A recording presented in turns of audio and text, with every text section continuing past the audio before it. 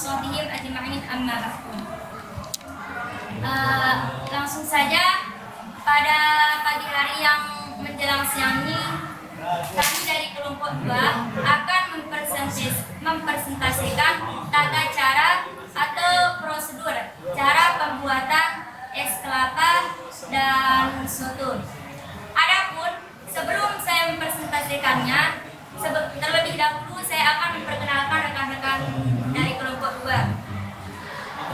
Yang pertama Laila Nur Sapitri, Lutfi Febriana Solihah, Hairun Nisa, Dina Fitri Sulastri, Supiani Wardini, Jihan Sulistiani, Aizzatun Aulia Nisa, Baik Berlian, Siti Ziyadatul Khair, Irma Sari, Tika Ayu, dan saya sendiri Ismatul Laili.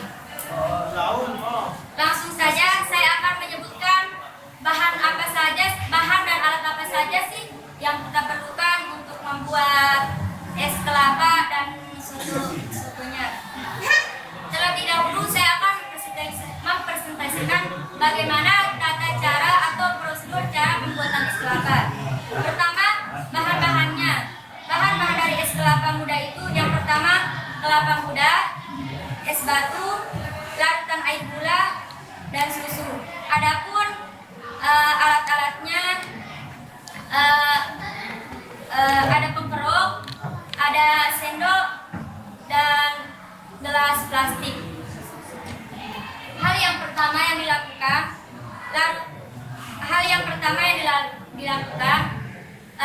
dibuka kelapanya.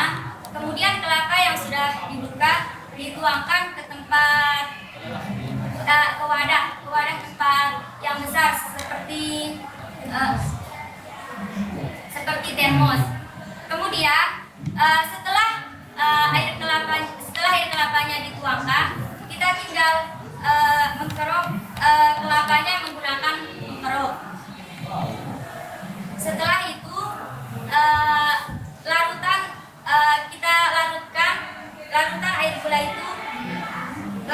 air gula pasir itu kita satukan dengan di tempat air kelapa itu. Kemudian tuangkan susu. Setelah itu diaduk merata.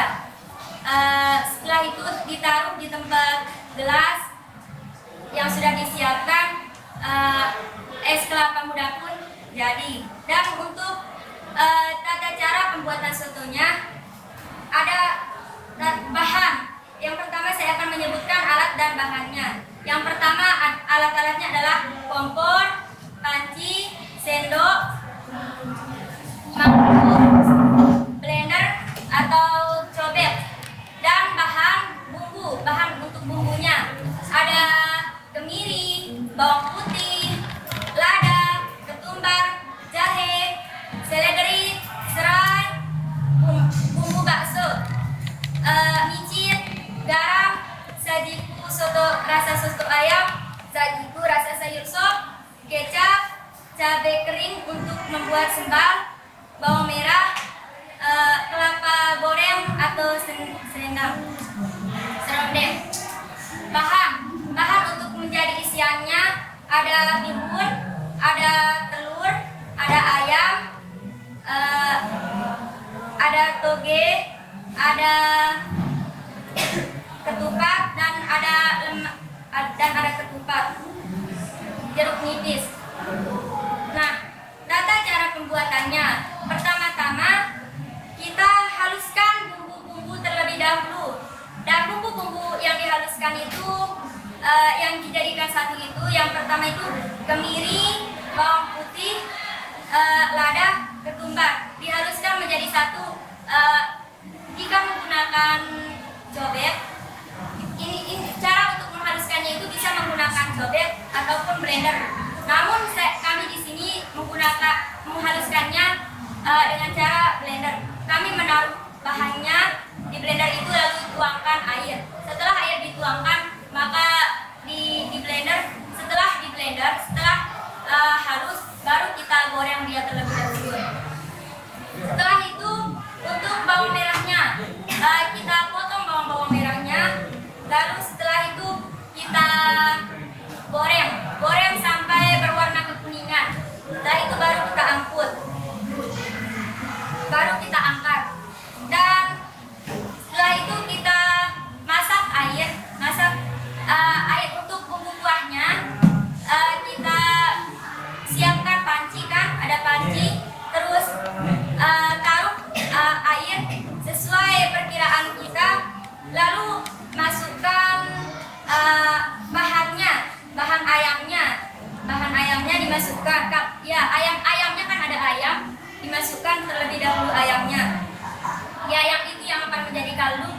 dan lemak sapi untuk menjadi kaldunya. Terus masukkan bumbu yang sudah kita haluskan tadi.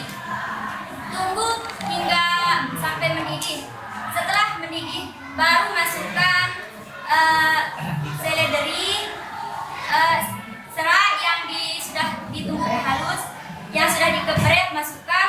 Terus bumbu bakso yang kita beli, ada micin, garam, sajiku soto ayamnya, sajiku sayur sop, dan setelah itu masukkan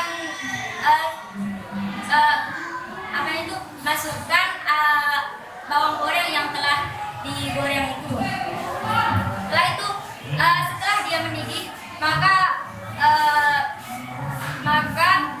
kuahnya itu sudah matang dan siap disajikan. Dan untuk cara penyajiannya, ketupatnya di sini kami pertama-tama menaruh ketupat terlebih dahulu.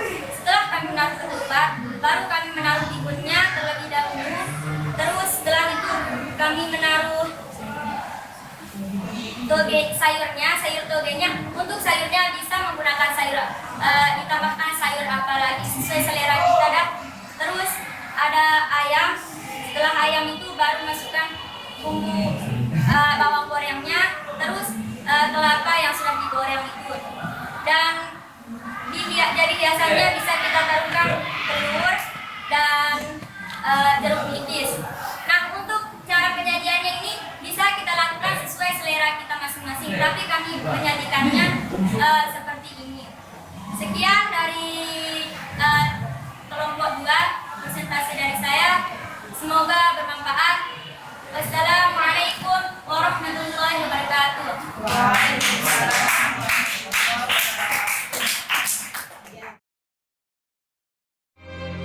乾いてるだけじゃなくなるんだよ。